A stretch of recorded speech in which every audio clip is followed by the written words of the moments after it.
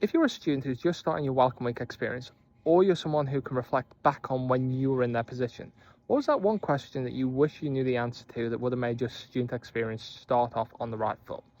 Now, this is something that kept coming up time and time again in my new role. So my new role is working with a student union, and particularly in today's duty it was fielding some of these questions from various students who were starting their academic journey, who had burning questions, particularly around what jobs could they do part-time.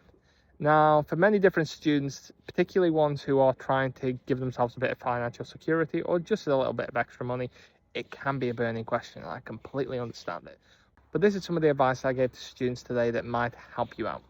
Now, if you're a postgraduate student, so master's or PhD, if you're looking for research-related roles, you might not be able to find the full research assistant role, but you can look at jobs.ac.uk. Now, if your university has got jobs that are specific to what your research area or discipline is, you might be able to find some on there. They are competitive and it may be very difficult, but that might be one way of doing it.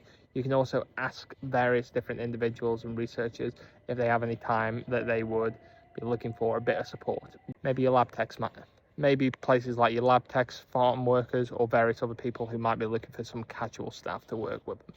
That's one area you can go at. GTAs or graduate teaching assistants, particularly for postgrads, can be another area that you can look into. So that's where you do some teaching hours where you're helping with delivery, assessment, or even setting up the room or facilities. That can be another route that you could go down. Again, generally not going to be as consistent, but it's an opportunity that's there.